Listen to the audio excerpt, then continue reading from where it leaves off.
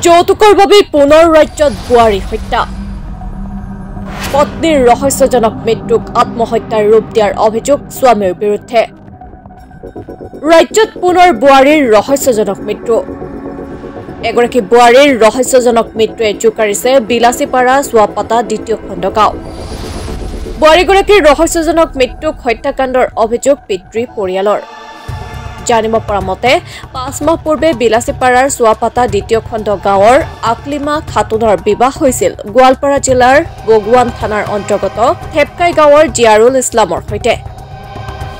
বিবাহৰ পিছৰে পৰাই আকলিমাৰ স্বামী জিয়াৰুল ইছলামে যৌতুক বিচাৰি আকলিমাৰ ওপৰত অমানৱিক নিৰ্যাতন চলোৱাৰ অভিযোগ আকলিমাৰ পিতৃ পৰিয়ালৰ বিচৰা যৌতুক দিব নোৱাৰাৰ ফলতে আকলিমা খাতুনক অমানৱিক নিৰ্যাতন চলাই হত্যা কৰি আত্মহত্যাৰ ৰূপ দিয়াৰ অভিযোগ স্বামী জিয়াৰুল ইছলামৰ বিৰুদ্ধে গোৱালপাৰা জিলাৰ বগুৱান থানাৰ অন্তৰ্গত চিনিমাৰী থেপকাই গাঁৱৰ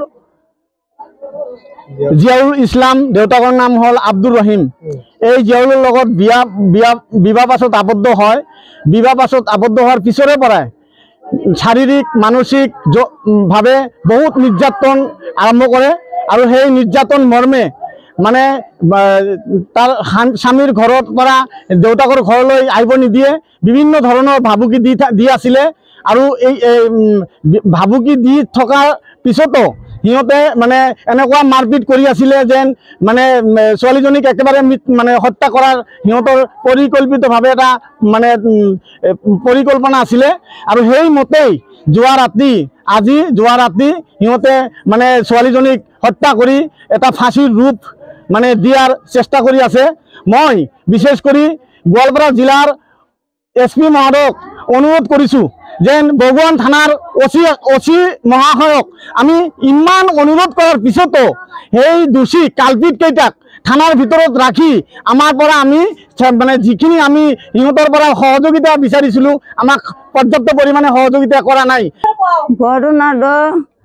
ফার্স্টে আমার বেরি না যে জামাই বেরতে গেল আইলো বিয়ে হয়েছিল কতদিন আগে বিয়ে হয়েছে 4 মাস 4 মাস আগে হ্যাঁ 4 মাস ধরে বিয়ে হয়েছে